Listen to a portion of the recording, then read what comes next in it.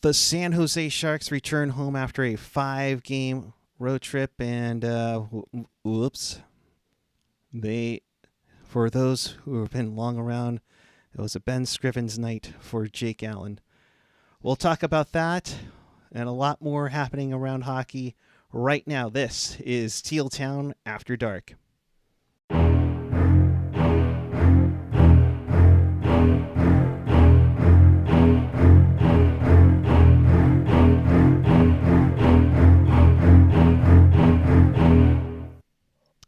Good evening, everyone. It is Thursday night, October 28th, 2021. The Sharks lose to the Montreal Canadiens 4-0 back at the Shark Tank in stealth mode for the first time in a couple of seasons. We welcome you to Teal Town After Dark. This is your live interactive Sharks postgame. We do this after every game, so teal together and chat with us and fellow hockey fans on the page or the app. Follow us on the social, Twitter, Instagram, Facebook, YouTube, Spotify, SoundCloud, Reddit, and of course our Discord, and find everything at tealtownusa.com. We're in stealth mode. As they are in stealth mode, I would like to say hello to my good friend, Ian Reid. Hello. I'm here. This will be interesting. I might want to put the kids to bed for this one. Oh, boy. I don't know. We'll see. Be prepared, folks. You've been warned. Ian is about to go off. One of the big things I think everybody was talking about tonight, Gym A and FLA. Anybody know what the attendance was from the TV views? It had to be less than 10,000. According to Curtis Pashelka, I think it was over 11,000 tickets sold. 11 something. I mean, it was just a scotch over what was held at the Cal Palace. So, haven't gotten below Cal Palace standards for attendance yet. But let's be honest here, Ian. I don't know if you saw that article in The Athletic, but attendance is down everywhere in the NHL. Yeah. It's. I mean, you can see it just from watching other games and tuning into other games for a few minutes here and there. You can kind of see across the league that attendance is definitely down. I think there's probably a lot of reasons for that. There's obviously whether I think people should or not, there's people that don't want to be vaccinated. In a lot of these places, there is a vaccine mandate to get in the building. So I think that's having an effect. I think some people are probably still being cautious, and I don't blame them for that either. Again, I'm not here to say who's right and who's wrong. I just think that there's obviously contributing factors, and we're not out of the woods yet. And I know a lot of the Canadian rinks just got to full capacity. I think Vancouver was the last one just last week for that. I know some like Texas and Florida have been at full capacity for a bit. And yeah, I mean, let's be honest here. Some people are being safe. It's not just it's not just the NHL. It's a lot of teams around. Just I think the Sharks are getting hit with it because it's something we haven't seen. Well, and I think a lot of people something that doesn't forget the vaccine mandates and everything else and how you may feel about that. Right. But I think a lot of people didn't come out of this thing great, right? I'm sure some people are probably hurting for disposable income that they can go to watch a team look as terrible as the one did tonight on the ice, right? I think there's a lot of factors. I think some the pandemic hurt people. Financially, and as much as people like going to games is a luxury, man. It's not a necessity. If you're are you gonna go to a Sharks game, or are you gonna pay your rent? Probably gonna pay your rent. I would hope so anyway. I mean, don't God, if you're watching this and that's an actual choice you have to make, do the smart thing, pay your rent, don't be an idiot. Unless you can somehow convince them to make the Shark Tank your place of residence, if they will let you reside in SAP Center, then then maybe. But as far as I know, you can't live in SAP Center, so pay your rent. You and me would sign up first and foremost if that was the case, for sure. Man, could you imagine? Hey, free skating time to whenever, you know it. especially for me. I'll be excited for that. 21 Pucks saying angry Canadian robot is here to say who is right and who is wrong. They're fired up. So why don't we just grip it and rip it and get right to it? Sharks return home after a successful, we'll say successful, three. Let's get this. Let's get the other thing out of the way first, so we can. Let's talk about the whole Chicago thing first. Well, I'm gonna have to hold you there because someone is merging in. So, all right. We will get to that for sure. But let's checking in. It's AJ. Hello, motherfuckers. Oh boy, hang on. Let me get Ian back on here really quick. Who? Ian, he is ready to. Who? Shut up, AJ. So how was it at the tank tonight? While I get Ian back on here. Okay, what now? How was it at the tank tonight? They said about 11,000 were at the tank this evening. Yeah, I feel like that might be maybe about right. It felt a little less than that. I'm not gonna lie. It's it was there were some banks of seats in the upper bowl that were unused the entire time. It was kind of disappointing for all the talk that there was about getting into the venue on opening night. Tonight, not a problem. Easy like that. Easy peasy. I also helped that John Becker actually checked your Clear app. Well, and see, that's the funny thing is that Becker and Bentz were literally next to each other checking people's Vax cards. They weren't checking the Clear app. They were We got into the wrong line, actually. And so they checked our Clear app even though they weren't supposed to. They're just checking cards. But either way, it does go to show that the Sharks are in desperate need of finding some employees right now. But, hey, give it up to them. They're out there. They're working it. They're doing what they need to do. You know, great for them.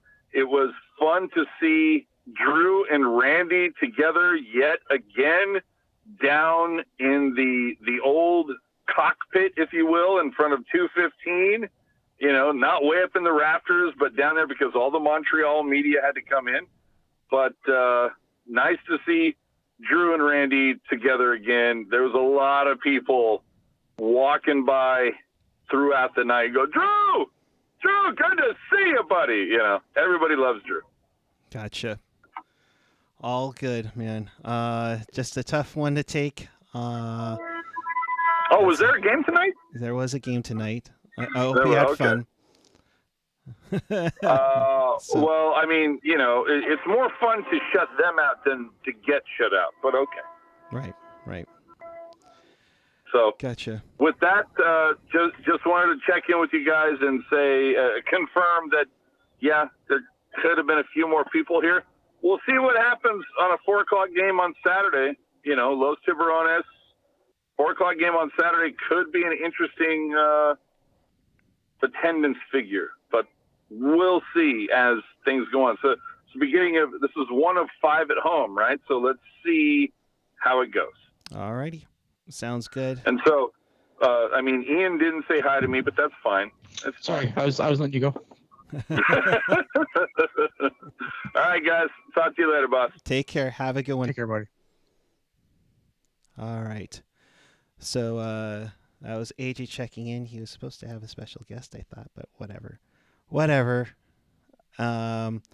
So do you want to, as we were... Let's get it out of the way, because honestly, like, it's going to make me mad, and this game's going to make me mad. I don't know if we want to talk about this game and then talk about that, because then I'll be really mad, and I don't know. Do you want me to swear about this or swear about the Sharks? I think you're probably going to go both, so, and I'm probably going to be right with you on it, too. So... Yeah. So break it down. Tonight's game or no. Chicago? Okay. Well, Chicago, I mean, a lot of things went down yesterday. Kyle Beach came out and said that he was John Doe 1. Spoke to Rick Westhead of TSN, who him along with Katie Strang from The Athletic really did a hell of a job breaking in on this. I think it's an unreal story, and Kevin made a good point on Twitter the other day or yesterday saying about Hakeem Alou was in this organization around the same time, definitely had to deal with racial crap. And it's just BS.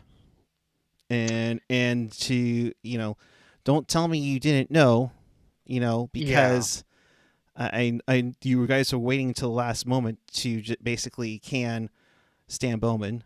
Then Gary Bettman meets with Joel Quenneville today, and it came out like just prior to puck drop in San Jose that Quenneville stepped down. Yeah.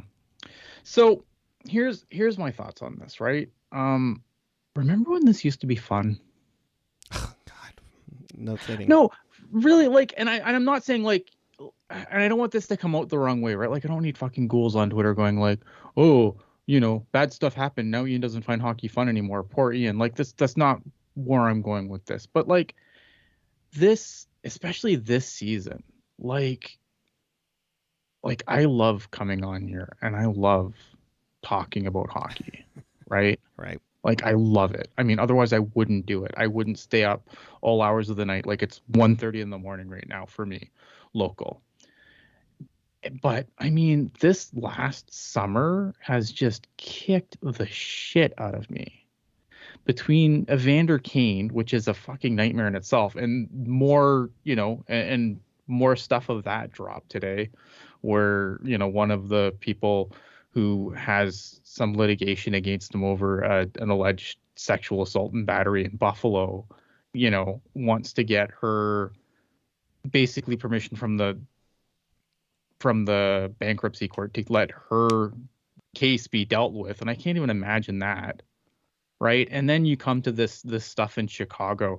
And the worst part about this stuff in Chicago is John Tortorella said it best. It would have taken one person to do the right thing. It's insane that you have all these people and not one of them could do the right thing. It's easy to go with the flow. I get it.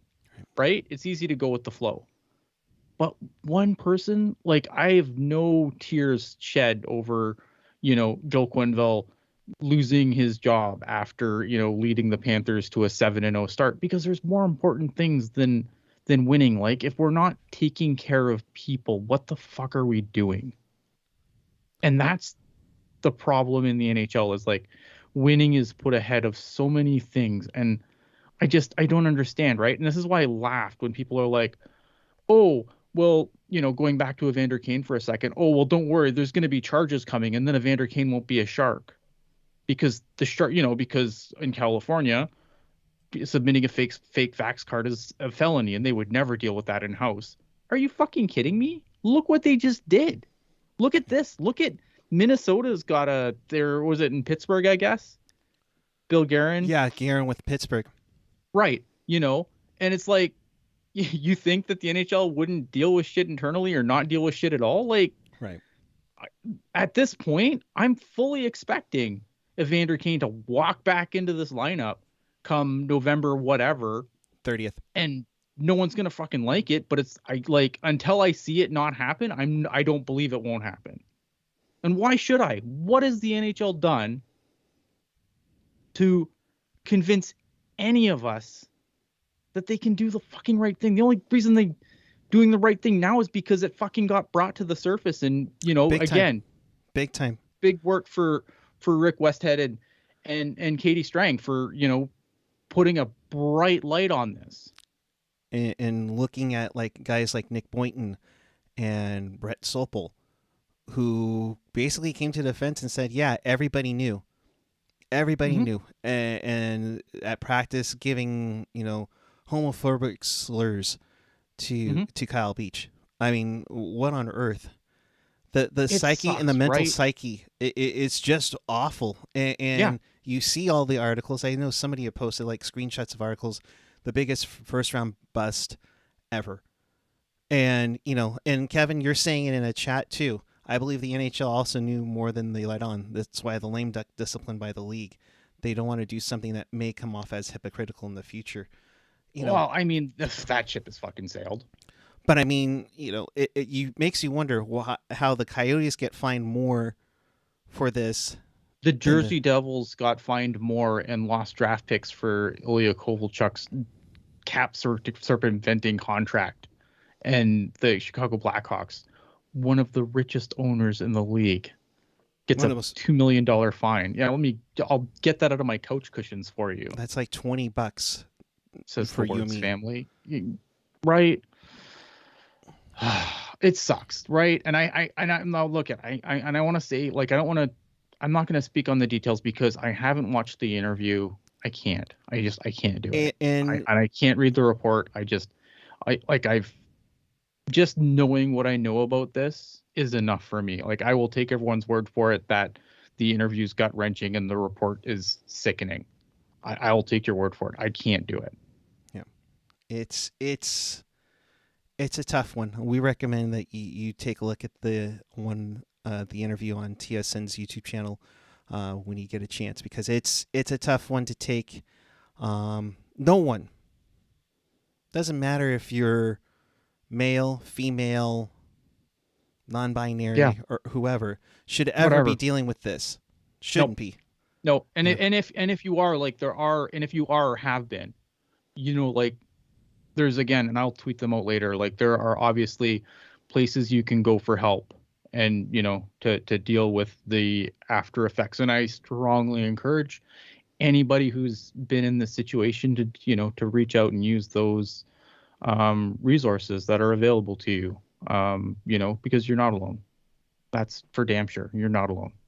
Yeah. And I know Landy even wanted to stretch out into this with all the stuff that came into tonight. I'm going to get him into this call here right now, because it is a subject that, it's tough. It's going to make you uncomfortable, but you know what? It needs to be said. It needs to be said, because there's no problem to it. So let me add him on. Give me a sec. Ian, hate to do this while we have everybody get on here. Landy, bud, you with me here? There you are, bud. Thank you. Yeah. Your mic. Yeah, there we go. There we go. Hi, bud. I hate to be having this conversation here, but it's one that needs to be had. So yeah. Oh, you wanted to share your thoughts along with Ian on this subject, so I'll let you have it. Yeah, I mean, Ian put it very eloquently, and I think all I want to do is kind of expand upon it a little bit. We had, I mean, how many black eyes is it going to take the NHL to get their heads out of their asses on player relations? I mean, Ian remembers Theo Fleury. Ian remembers, countless other people. I mean, Sheldon Brett Kennedy. Hall. I'm even talking the Hall, the Elder Hall, and how how his domestic violence was covered up basically by the NHL. Right, like that stupid request at you, like, how are players gonna feel like drinking out of the cup? Like, shit, you think that's the only name on there that would fucking make you feel bad about drinking out of that cup? Oh man. Yeah. What a stupid tweet.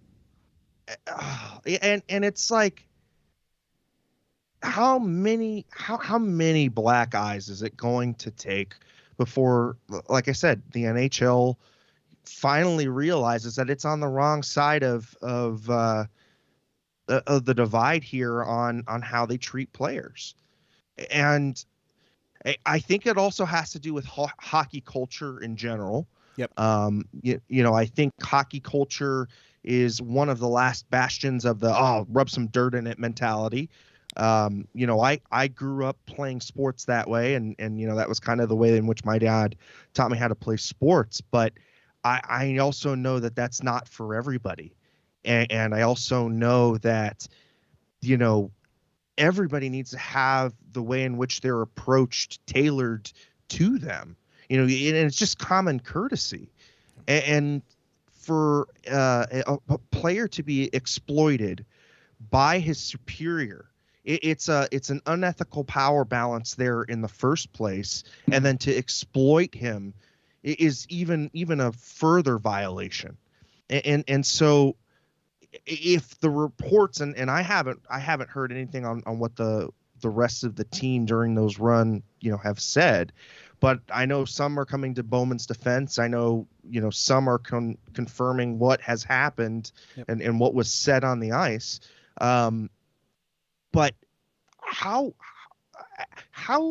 can you be a decent human being if you make fun of somebody who has just been assaulted, violated like that? Right. It's sir, it's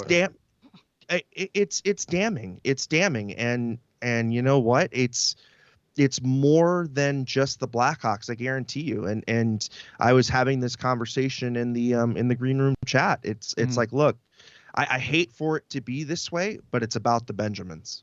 It's all about the money. For sure. It's about and look at, and I know like guys like Jonathan Toews and Patrick Kane are taking some heat right now, and as well they should. But like that, this is the problem with hockey culture, though, is like it's interesting how the people that aren't in the sport right now are saying completely different things from those that are in the sport. Yeah. Like the divide. Like if you look at like what Tortorella said today on ESPN, compared to what guys that are actually in the game still are saying, like it's ridiculous night and day, and it just shows like how the culture of the game like is fucked sometimes. Yeah, Alex DeBrincat was the best. I agree. Alex DeBrincat probably had the best response on the entire Blackhawks organization. Fuck. I mean, and that's saying something, right? I mean, it takes one of their younger players to step up and say something decent. Yeah. It's again, let's not kid ourselves. If this was on any other team, it would have been the same. There would have been similar mechanisms and similar failures. This is not just a Blackhawks problem. No, I mean, we saw Calgary, like I said, with the Fleury situation. And then not only that, but you have the coach, their predecessor coach, Bill Peters. He gets Bill Peters, not as egregious, but still, still violating players' trust, not only that, but, also just putting them in a position to not be professional, and I'm at a loss for words, guys. It just the amount of times that it's going to take for the, for the whole league and for the culture in general to be a little bit more transparent, a little bit more forgiving, a little bit more open to differentness. I have all the words. They're just profanity. There's always talk about how much, behind the scenes should people see on everything. A lot of that came out more so from the Amazon All or Nothing Toronto Maple Leafs documentary. But when you have stuff like this, I think maybe it's time that, some of that stuff does get seen. If things are getting out of hand, things need to change. Hockey culture. We just can't have hockey culture. Oh, it's hockey culture. We had somebody say, "Oh, that's just locker room talk." I'm sorry, but no. And the sad thing is like hockey needs a reckoning, and I don't think this is even it. I don't think this is going to be it. Like that's the saddest part, right? Like it needs. We thought Akeem Alou, right? We thought Akeem Alou was gonna bring the reckoning. Nope. The NHL gets through that pretty scot free. Yeah. And then, now this is going to crop up, and I'm sure it's just going to be like Theo Fleury. It's just going to get, run over by, the next, superstar in the making, or we'll give you a winter classic in a new venue, or they'll do something like that to make it shiny and make it disappear. Right. Yeah. And honestly, how many players are going to have to go through substance abuse? How many players are going to have to go through concussions for the rest of their life after they've done playing this game and not get mental treatment? I mean, it's just this is a union. These are union issues, I think, at this point, right? Because the NHL that's the other thing too, right? Like it wasn't like just like he was failed by the Blackhawks. He was failed by the PA. He was failed by the league. Like and again, like, and that's you look at other situations like you brought up again, failed by the PA, failed by the league. I mean, that's what I mean. Like the sport needs a reckoning, and I don't even think this is going to be it. This might just be the tip of the iceberg, and if it gets worse, I mean, NHL execs should be going. Never say. I don't see how what could be worse than this. That's the scary part. You know what? Hazing. I think if I saw hazing of a homosexual player, I think that would probably be. I think that would be the tip of the iceberg, or some kind of like physical assault where it's more than just a one-on-one kind of thing, but more like a team on somebody. That's what I think would finally would do it. I don't know. And Marty T saying, that's the PA's number one job. That stands out the most for me. Yeah, I mean, there's that issue. Not to compare it with Eichel's situation. But, I mean, the PA, what are you doing? This is one of your players who came up and said something. Since Chicago wasn't going to take everything because they were too busy trying to win. Apple because and you oranges never comparison, though, because... No, of course, but they're not doing anything about it. That's the whole point. Yeah. But it's pretty terrible. I don't know. But we should probably talk about the game. Yes. I mean... It's one of those conversations that when we started this podcast years ago, we probably didn't want to talk about because we wanted to have fun with it. But, right, like, and again, like, I don't want to, like, I don't want that to sound like, oh, poor Ian isn't having fun because the NHL's filled with a bunch of sacks of shit. Like, poor Ian who has to talk on a podcast at 1:30 in the morning. Like, this isn't about poor me, but fuck, it'd be nice just to, like, obviously bad things are always happening in the world on a daily basis, but man, it would be nice to be able to just talk fucking hockey for one fucking week without some bullshit with Evander Kane or this or some other nonsense, sack of shit problem. I also wanna quickly just address something by one of the viewers on the chat. Look, I don't think it's a zero-sum game, meaning if one type of abuse happens, then another type isn't of merit either. No, I think when someone says abuse in general, whether that's of the sexual variety, mental variety, physical variety, verbal. If someone is verbal variety, if someone feels that they are threatened in their workplace, because we have to remember at the end of the day, for the players, this is their livelihood. 100%. This is their place of work, and they should feel as safe and comfortable as if they are in an office setting. Right. And right now, the culture in which the game has traditionally progressed has not moved in that direction. If anything, it's become more secretive. If anything, it's become more about, okay, how can we keep this within the umbrella of the NHL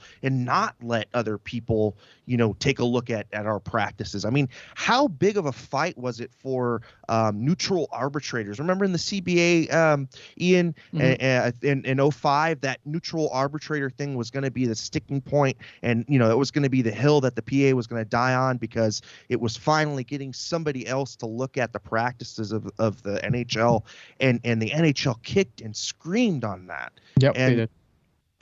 And this is just an extension of that.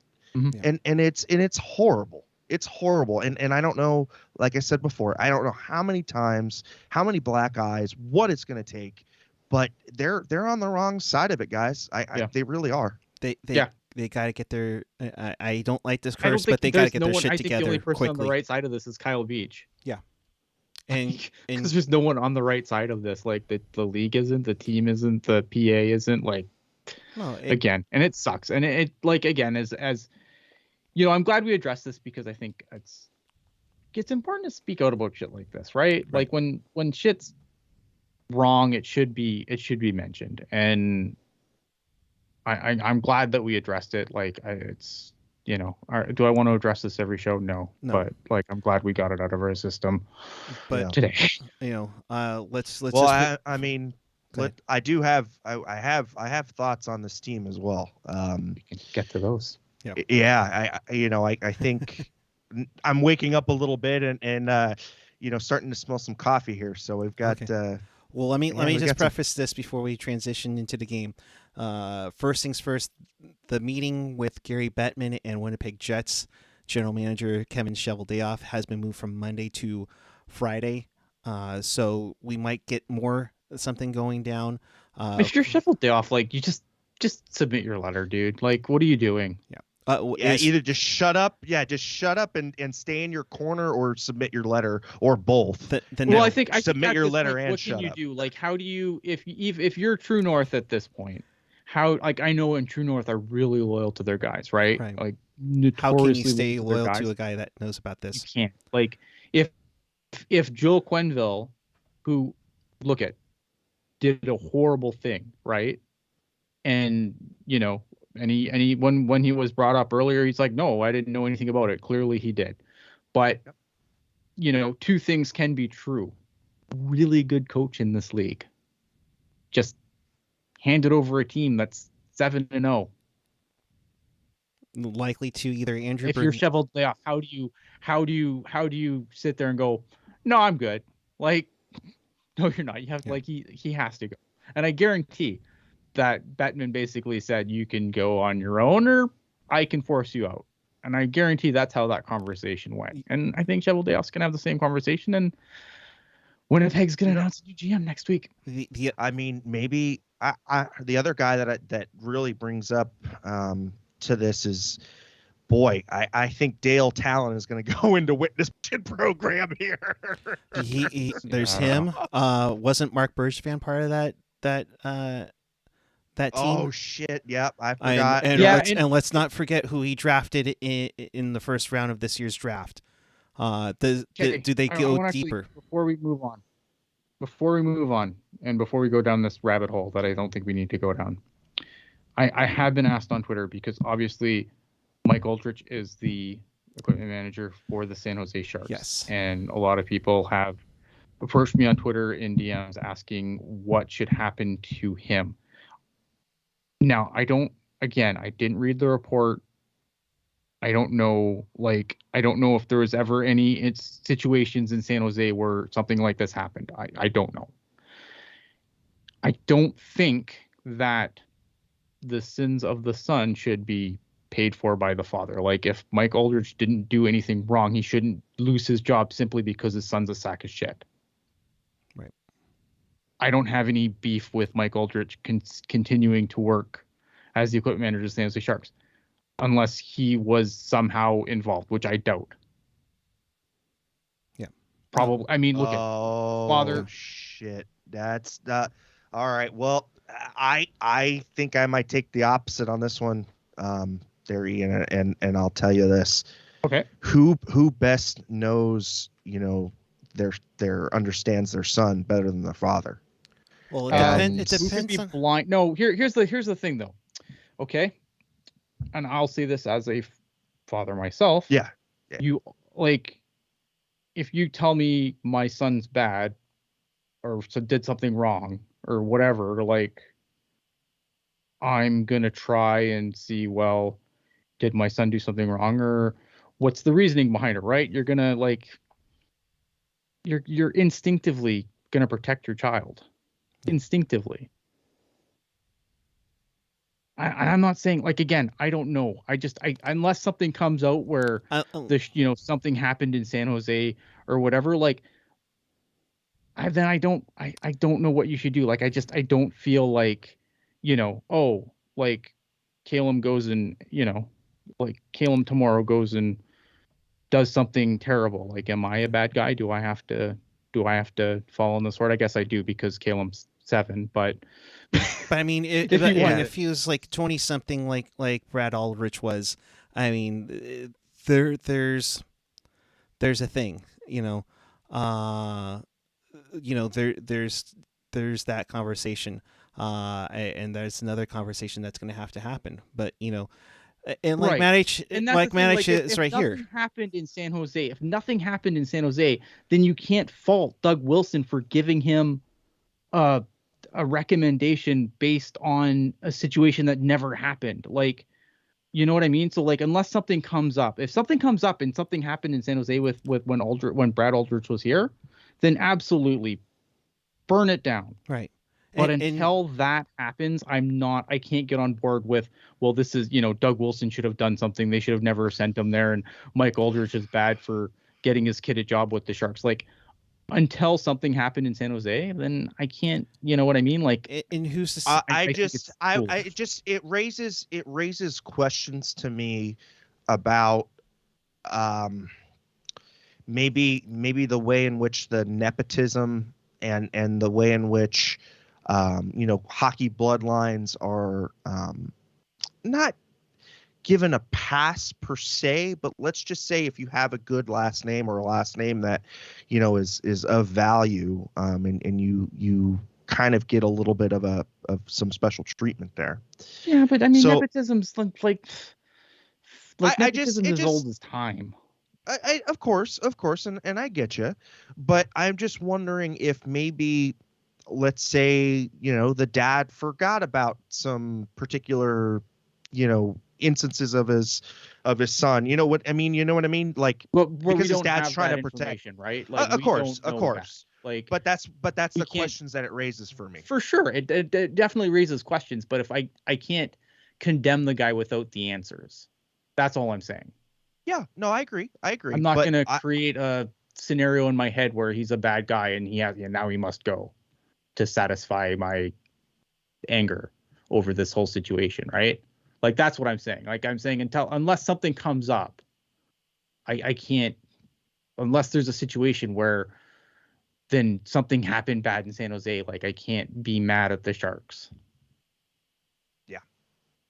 Yeah. No, I mean, I see your point. I'm just, for me at least, it starts to, you start to question everything, right? Because if you think the Blackhawks organization was supposed to be good. Yeah. Well, I mean, I'm just saying, if it could happen to the Blackhawks organization, it can happen to any organization. For sure. Oh, for sure.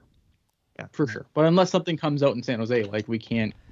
I can't say Mike Aldrich is a bad guy because nothing happened while he was here, and And let's be true about this too. Who knows how close they are, and that's not really none of our business, too. It's okay. Look, please, like, yeah, I can be critical of the Sharks. I have no problem being critical of the Sharks. The problem is you have to give me information that something actually happened. I can't just invent a scenario where something happened in San Jose without any, like, there's reports here. We know something happened in Chicago because there's reports. There's been an investigation, everything else. Until there's something that shows up and says, this is what happened in San Jose. Like, you can be critical, but I mean, I can't be mad at Doug Wilson because he didn't have a crystal ball to figure out that in, X number of years, he was going to commit a crime and do all this shit before it happened. Yeah. All right. We'll also say that John Madden did say something today, but there wasn't much into it, that he was contacted in August 2021. But that's different things being said by people in the game to people out of the game, and so if there's going to be, again, if you're involved, like, there's potential for litigation. You're not going to just open your mouth and say shit if you could potentially wind up in litigation yourself. So Yep, absolutely right on that one. With that, we will move onward There was a game tonight between the Sharks and the Montreal Canadiens. Montreal hadn't won in San Jose since 1999, with the likes of Vinny Domfus, Owen Nolan, and Jeff Friesen as your top line. But we'll get into it here.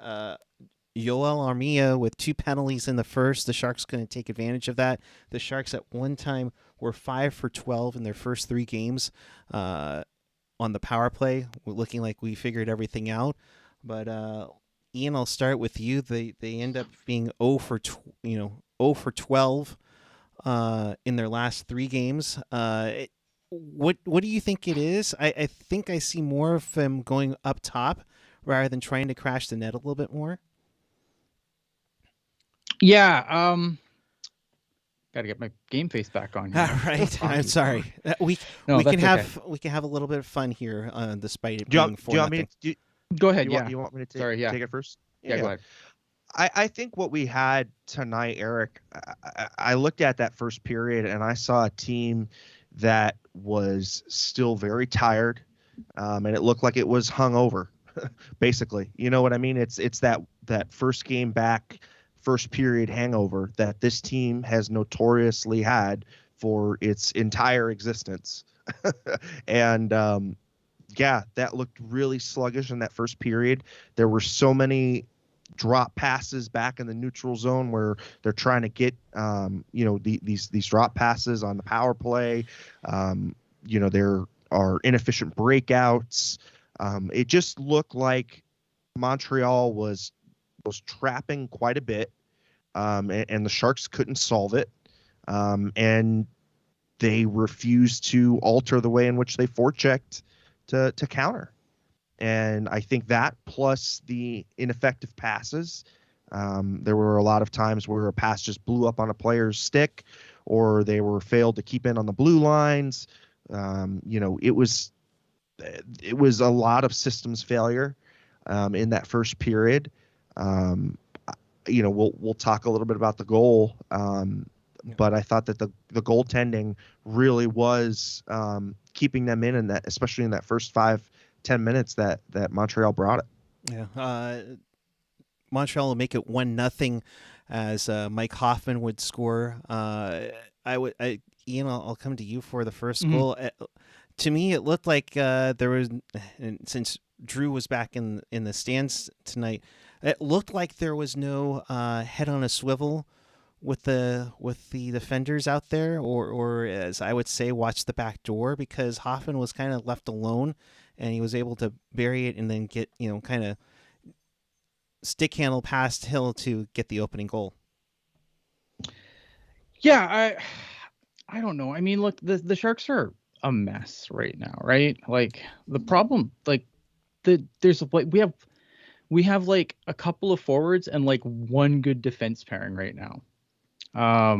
And like, so kind of everything else is kind of a tire fire. And yeah, I mean, obviously the defense wasn't that great on the goal. Hill wasn't that great on the goal. Just, it's bad. Like, yeah. It wasn't pretty. I didn't like how they were stacked out there, but the Sharks were in it though. They were out shooting, or they were just getting slightly outshot 10-9 after one period, and kept them in the game. But I kind of felt like you guys, they were coming off their first long road trip since 2020, when they came home when everything shut down, and you can even go further as to how long it's been since they've been on an Eastern road trip, for that matter. Getting into the second period, Suzuki would take a hooking call. The Sharks really had golden chances on their power play tonight, guys, but they just couldn't bury them. The first two I thought were lackluster in the first period, but Landy for the second period, I thought the one on the where Suzuki took his hooking call, I thought they looked fairly decent for that one. Yeah, I thought in that first that first portion of the second period, the team, it looked like it was starting to find its legs a little bit. They were stringing together a few passes here and there. And I thought that Jake Allen did a really good job, cutting down on angles, and not only that, but standing up pretty big to the point shots. It seemed like the team is still really reliant upon Brent Burns and Erik Karlsson to generate a shot, and have that shot get through. And that's kind of their only, at this point, it's one of the few plays that I'm seeing this team just continually do over and over and over again. There were couple times where they were able to kick it out to LeBanc or Eklund, and Eklund I think had a couple of really good sequences in that second period. But the guy for me that I'm wondering is like, hey, where's the shot that we saw in those first 2 or 3 games? It's Kevin LeBanc. He's become trigger shy once again, and I don't know what it is and why he wants to default to being the playmaker, but he's got to get his shot through, and he's got to be, I think, a little bit more towards the slot when he's taking his shots, because I'm noticing he's liking the exterior kind of handle on the umbrella. Which is interesting because he was on the left side. He was in that Stamkos Ovechkin side for his goal, for his power play goals early on. Now he's kind of either even kind of like high at the point nearby, or in that right side where Jumbo used to be.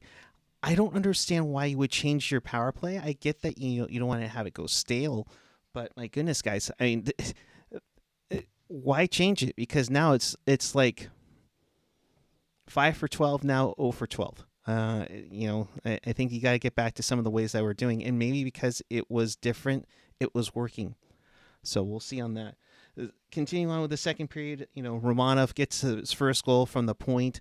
I hate to hark on the face-off draws, but this was one of those face-off draws that we saw from last year, Ian, where the Sharks did win the face-off battle this evening, but this is one of the ones that it reminded you of last year, and it made you cringe a little bit more with this play to make it 2-0. Yeah, I want to go back to the power play for a second, because I think something that I really think about this game, right? And again, don't be a ghoul on Twitter and say Ian said bring Evander Kane back, because that's not what I'm fucking saying. But the Sharks have a $7 million hole in their offense, and look at Evander Kane's a piece of shit, but he's, again, two things can be true. Evander Kane's a piece of shit, but he's good at hockey. And he is a better hockey player than anyone the Sharks have trying to fill that hole. And you saw it tonight. You think if Kane's taking a couple of shots that Balcers took, that one of those don't go in?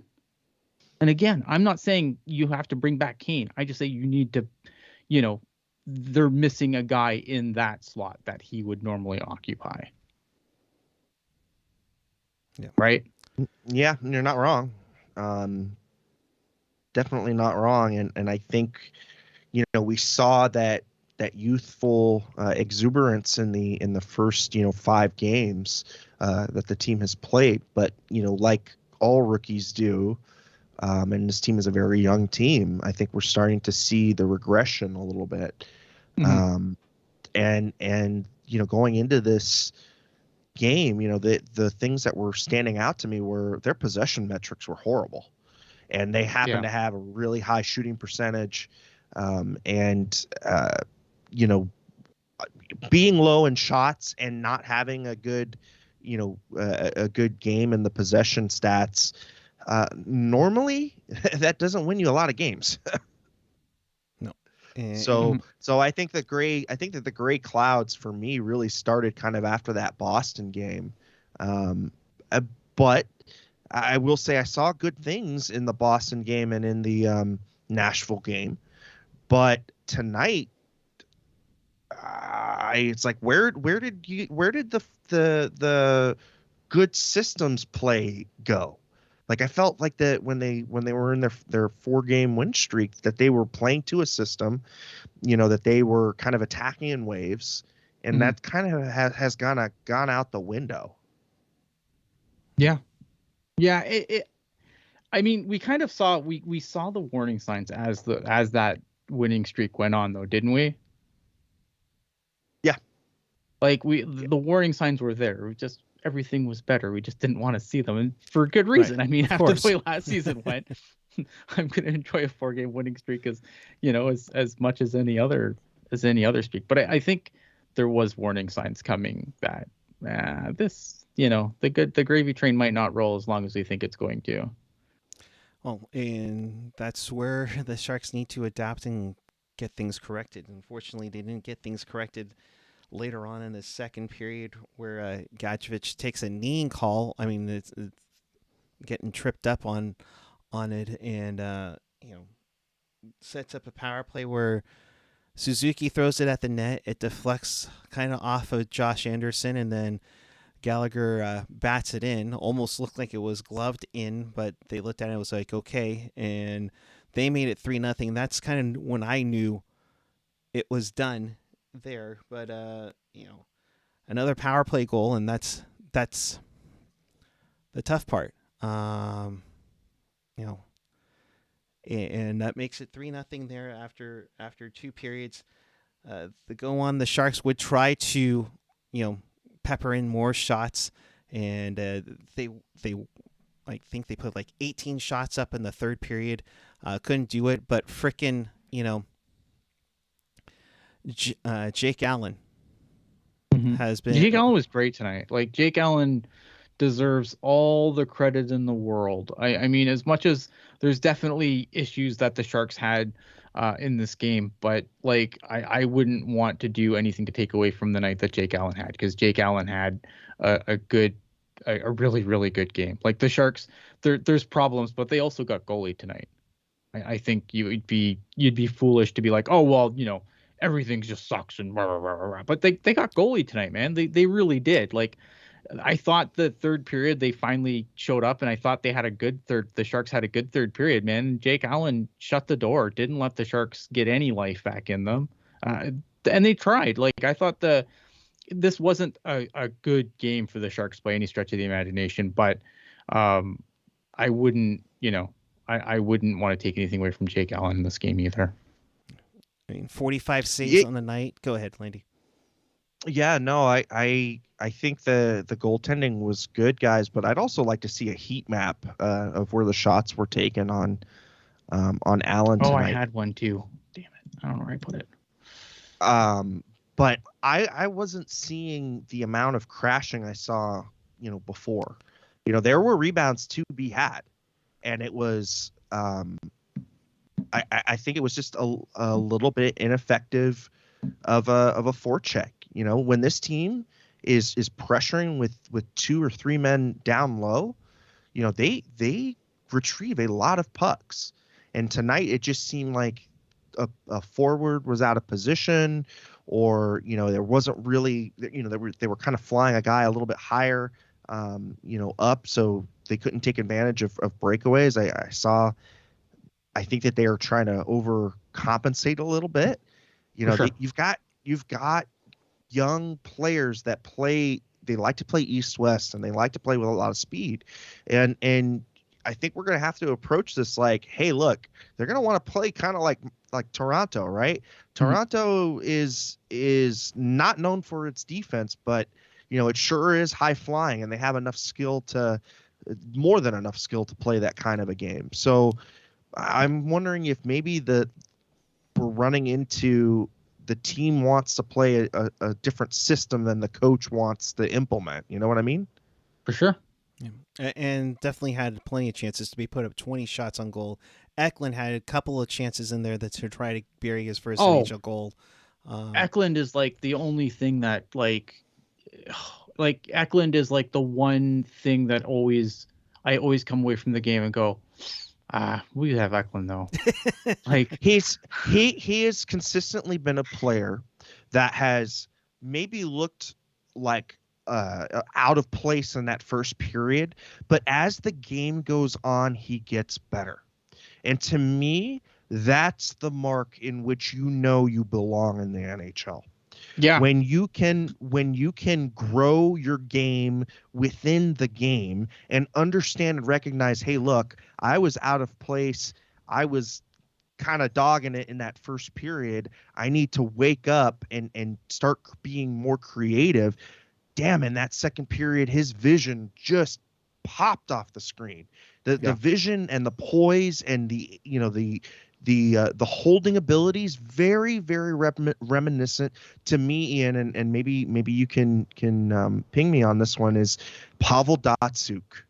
Very, very impressed. And that's, to me, he's got that Datsyukian vision. I'm not saying he has the footwork and the fancy I was gonna say, I think work. you got the wrong Hall of Fame Red Wing if you're looking for a comparable, because it's Zetterberg.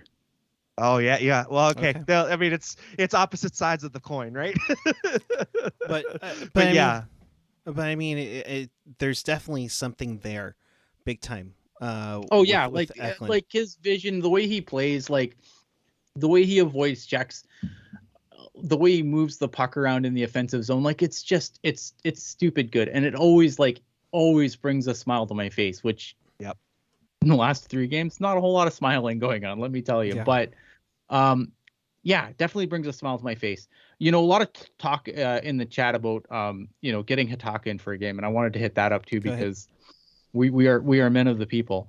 I would like to see this guy get a look, right? The problem is who are they going to pull out to put him in, and that's the problem, right? Like me, I would pull out probably Shimmick and put in Hataka and leave Middleton. Middleton Karlsson's like the only D pair that hasn't been an absolute tire fire so far this season. Like I'd pull Vlasic. Yeah, but Vlasic's not getting pulled. Bob Bugner's not pulling out his $7 million defenseman. Like there's things that could actually happen and things that are never good, right? Like I would pull Vlasic. I'd do a lot of things, but the reality is those things aren't going to happen. Marco Vlasic is going to skate 82 games this season unless he gets hurt. And so if Hataka is going to come in, he has to come in for somebody. I wouldn't take Middleton out. I think Middleton Karlsson's been the one D pair that hasn't been a complete tire fire. I think they've been great together so far. All right, now let's play another what if scenario here, and it dovetails really good into defense, Ian, and Buckeye. Correct me if I'm wrong, but there's another player besides Brent Burns and Mario Ferraro that skate on the defense, right? Because 28 minutes apiece for those two. Yeah. I don't want to beg on, like, Ferraro's been good too, but that pair hasn't been good. No, and what I'm saying, like, I don't want people to think I'm dumping on Mario Ferraro, because I'm not. I just don't think that pair has been very good. And I don't think it's their fault. And I don't think it's their fault. I think that it's Bob Bugner being stubborn and overutilizing the Burns Ferraro pair, and he should give a little bit more time to Middleton and Karlsson. You've got those two which can minute munch. I know, but the thing is though is I don't know. I think minimizing Karlsson's ice times probably helped that pair be better. I don't know if you want Middleton out there munching those kind of minutes. I think that's the problem, right? Like you're going to throw Karlsson out there. You're going to start putting him out there with random people. Like that's the part where I think the concerns would come in, because obviously, like, I don't think you want Middleton out there munching all those minutes with Karlsson. I think then that D pair might get then double shift Ferraro. Yeah. Then you know what I mean? If because Ferraro, let's face it, I think the most youthful legs on that blue line is Ferraro, and he plays a hell of a game defensively. I think you could pair him with both Burns and Karlsson and let him have the 28 30, make him the ice time leader, and have him shuttle between Karlsson and Burns.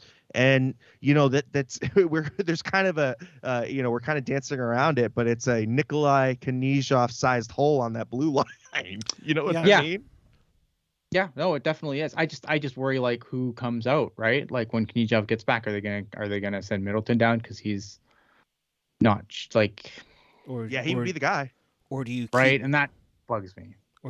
Shimmick in the press box? I mean, I don't know what you do. Like I think Šimik, like he had a couple of good plays the last couple of games. He's had moments of brilliance, but overall I haven't been impressed with his game. I thought tonight he made some better pinches than he has recently.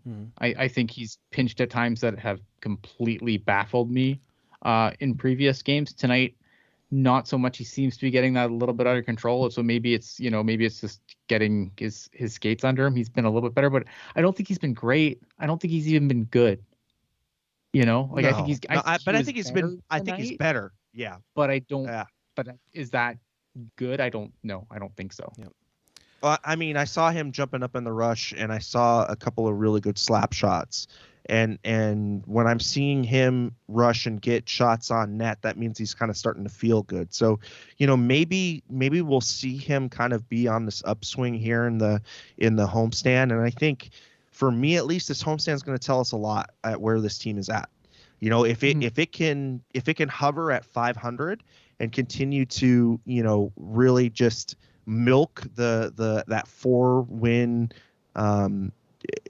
streak that they had, and like I said, if you can come out of this 500 or better, I think that the team is in the right direction. Yeah. But I think that there are some major questions. I think there are some major concerns, and I don't know. I think it has more to do with the coaching staff than it does with the players. I think this team is going to be hard pressed. Like, goals are hard, and this team's going to be hard pressed to put them up in any significant amount. And but the problem with that is they're not good enough defensively to keep those scores. Like, I don't think a couple of those goals Adin Hill didn't look great on, but I don't think overall I didn't think Adin Hill had a terrible game. I thought, again, like he, like the rest of the team, got better as the game went on. That third one, yeah, you probably want back, maybe the first one too, but overall I didn't think his game was atrocious. Like, I know there was like a lot of like, oh, we just this is the new Martin Jones, and I don't think so though. I'm not there with Adin Hill yet. Like, and it took me a long time to get there with Jones too. Truth be told, I know, recency bias. Everyone's be like, no, Ian, you always hated Jones. No, I didn't. Go back. It's all there. There's receipts. Like, I didn't see. I'm not drawing that parallel yet. Like, a couple of those goals maybe weren't so great, but I thought overall, like, he didn't have a terrible game. And I thought, and I think Reimer, so far when we've seen Reimer, I think he's been really good too. So, it's the problem is this team is going to have a hard time manufacturing goals. And somebody is kind of chiming in on the chat where it's, they're talking about why would you kind of want a middling team? And to Ian's point about scoring goals, I think for me, it's, I want an environment in which, our young players can get the opportunity to score those goals. Yeah.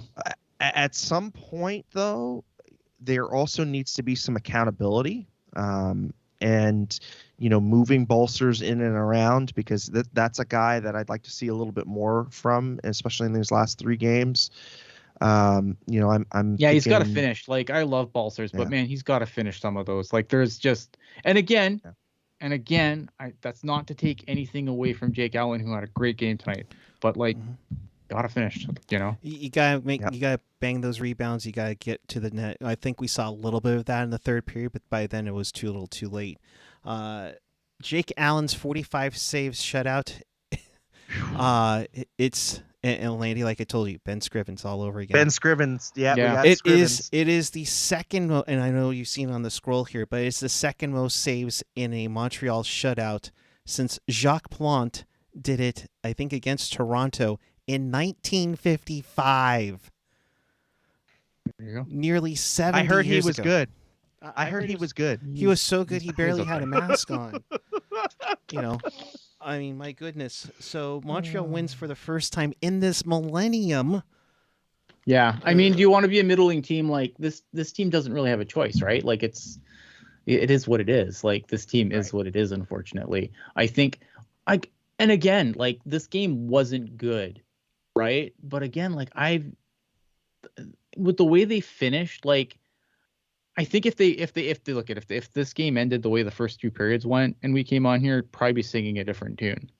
And look at those first two periods weren't good. Like let's get that out of the way. But this game was definitely as close to last year's tire fire as we've seen. Yeah, but we're not there. Like this team isn't. There are like, some better signs. There are some better signs. Like this isn't like this wasn't a complete write-off game. Like again, yes, they need to show up before the third period for sure. I'm not going to dispute that. But coming up to the third period, right? Like I thought, coming to the third period, I was not happy. But by the end of the third, I was like, oh, I don't like it. Like I'm still pissed we lost, but I was significantly less pissed than I was after the second period. I'll ask. Yeah, and I mean, the team was so bad last year, guys. I have just kind of been like, you know what, just baby steps. Let's get good wins or at least have good losses, right? And I thought in that Boston game that was a good loss because they had come back and really showed some fight. Same thing in Nashville, and I'm seeing and it was very similar tonight. They definitely could have gotten some goals in that third period. I think that's really when Allen got they got goalies, man. They like no lie, they got goalies. Yeah, that third period I think really stood out for me for Jake Allen, because I think once he got the sights of the shutout, he zoned in, and so I saw some good signs of life. But I think now what I'm kind of concerned with is, okay, boys, well, we're starting to gain. You're getting stronger throughout the game. What is it that's not starting us good? What is the drag in that first period at the beginning of puck drop, and maybe it's deployments of lines, or maybe it's trying to. Yeah, well, that too. In life as in hockey, like it takes goals to win. You're asking guys like you're like I see in the chat, Balcers isn't a top six forward. Maybe he's not, but he has to be on this team because who else is going to step into that role? Like again, I am not saying bring Evander Kane back. Evander Kane is a sack of shit, but that is they're missing that piece. You're missing that piece, right? You're missing a top six forward. A guy with that level of skill that can put pucks in the net, and you're asking guys that probably shouldn't be asked to replace that output, and it's not going to work. And that's the other thing too, is that you're relying on guys like Eklund, Dahlin, LeBanc to kind of cover up for I think Kane. Dahlin's been fine. I think Dahlin's been great. Eklund's been great. But you have to match up to what Evander would be bringing right now. Absolutely. Right. And again, Evander Kane's a sack of shit. We're not saying, Evander Kane's the answer here. I'm just saying a player of that caliber is the fucking answer. Right. Not to steal your phrase, Ian, but fuck that guy. Yes, fuck that guy. Oh, absolutely, fuck that guy. But I mean, I'm looking at that while you guys are talking. LeBanc without a goal in 4 games. Hurdle has 1 goal in his last 5. I mean, yes, it's a small sample size, and it doesn't help that 5 of the 7 games the Sharks have played, they've given up the first goal. They got to generate some more offense, and it's with the guys that they have to bring in. I mean, I don't think, is there Noah Gregor or a John Leonard that's going to come up that's going to change that? I'm not sure. I don't know. Yeah. I mean, that's the big one. So, but 2 things I'll throw at you. Saturday, 4 p.m. Is this a big game for the Sharks as they go up against Winnipeg, especially after you get shut out from a team you shut out not even a week ago? And also, is it Reimer's net on Saturday? I think winning you're in at this point, right? I think you just flop and tell someone catches a streak, right? I think that's what you do. Like again, I don't think Hill was terrible. I didn't like some of the goals tonight. I don't think he was terrible though. Like I don't think we should fire him into the sun or anything, but I think you gotta see if one of these guys can get hot and ride the hot hand from there. Yeah, I'm of the win and you're in variety as well with the goaltending. I just think that right now, whoever is riding the hot hand, whether it be goaltending or forwards, there needs to be some fluidity to the lineup. Because this is a team that needs to know where some of its players are at, and they're not going to understand what they've got until they play them. So the same thing with Hataka, right? I would assume he would get his first start on Saturday, because I think after that loss, they're gonna want to do some tweaking. And I wouldn't be surprised if Alexander Barbanoff comes in, and we don't see maybe a Bolser sit, or maybe a guy like Gadovich, although Gadovich might have bought himself some stock with that fight. So yeah, I think that's why he's in the lineup. He's in the if it wasn't him, if Jeffrey Vial wasn't injured, he'd probably be in the lineup in that spot. So Gadovich doesn't offend me in that spot. Like I think that is the kind of guy who's going to fill that role regardless. Like it's not going to be a skilled guy anyway. So. But I think Gadovich has more offensive upside than VL does, I think.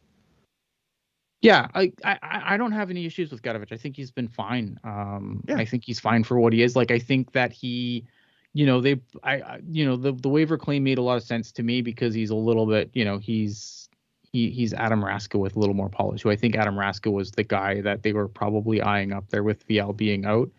And they thought, they saw Gadovich on waivers and said, well, this guy's probably a little more ready for prime time. And I'm fine with Raska being on the Barracuda. Yeah, same. So, all right. With that, let's I'll quickly recap things, and there's a own reason why I'm doing this. Calgary with a 4-0 win over Pittsburgh. They take over first place in the Pacific. They've been on a roll since they lost to Edmonton on opening night. See, I'm an idiot. Someone in chat said I'm an idiot. They're right. I am absolutely an idiot because I thought this team was going to be a tire fire this year. Speaking of tire fires, the Coyotes lose to the Lightning 5-1. They are still winless on the year. And, of course, up in Vancouver, Ian, cringe for a moment here, the Canucks lose to Martin Jones and the Philadelphia Flyers 2-1 on this one. Martin Jones posting a 964 save percentage on the night. Yeah, it's looking bad for the Flow. You know what? I appreciate the chat though, because honestly, if anyone came in here and probably was with the stuff that we had talking, all the fire I had in my belly when we started this, and if anyone came in and I credit you guys for not going for the easy heat with me and being oh, we should have kept Jones because Hill's garbage too. So I might have fucking lost it off the top. Ducks lose to the Sabres in overtime, so the Ducks pick up a point there. Kraken win 4-1 over the Wild, so they're at 7 points on the campaign. Kings lose to the Jets, the Sharks' next opponent, 3-2 on that one. Dubois and Kopp, those names sound familiar if you were at the game on opening night with all the goals there. So, and so that's pretty much it. Yeah, So 2 down, 18 to go for Martin Jones. Hashtag Ian-shaped head coming soon. Oh boy. So Martin Jones, man, that guy is just the antithesis to my entire being. Right. The pain he has caused me. Hashtag post-Teal syndrome. Hang in there, Ian. It'll be okay. It's Philly. He's not going to last. There we go. Yeah, he'll get skewered eventually. I was gonna give one high school buddies who I used to hang and play roller hockey with a shout out, but then he goes, "Go Kings!" So screw you, Russell. But good to see you, bud. But go to bed. It's 12:20. It's 12:30 in the morning over in Idaho. So with that, let's get out of here. In case you missed anything and you want to watch this again, check us out on tealtownusa.com or your favorite podcatcher, whether it's Apple Podcasts, Google Podcasts, YouTube. Hit that subscribe button. It does mean a lot to us. SoundCloud, Spotify, TuneIn, iHeartRadio, and of course, always available at tealtownusa.com. Went pretty long tonight just because of everything that went down with Chicago over the last couple of days. I'm sure there'll be more fallout on Saturday because the Sharks' next opponent is the Winnipeg Jets and their GM, Kevin Cheveldayoff. Will he still be their GM come 4 p.m. Saturday? Will remains to be seen, but we'll get to that when that happens. So we appreciate you sticking around, everybody, for joining us. Landy, your final thoughts on where the people can find you. It was aliens. No, final thoughts. Quickly, I'd like to see the team start to address its first periods. I think it's starting to be a little bit of a trend here, and I think it needs to be nipped in the bud. And then as far as where you can find me, you can use my first name and my last name, ErikLandi, on all the social media garbage. Landy, thank you very much. Ian, what's this about Bennington swinging his stick at Kadri's head? Oh, Binnington's a psychopath. Jordan Binnington's meltdowns are like almost Tuukka Rask legendary.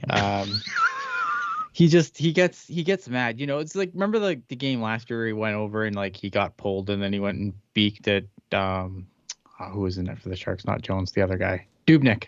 Like he's a hothead. And if you can get him unglued, he does really funny things. Likewise with Kadri. Yeah. So yeah, I mean, Bennington's a psychopath. I love him. Like he's just goalies, man. Goalies. Goalie's got a goalie. Yep.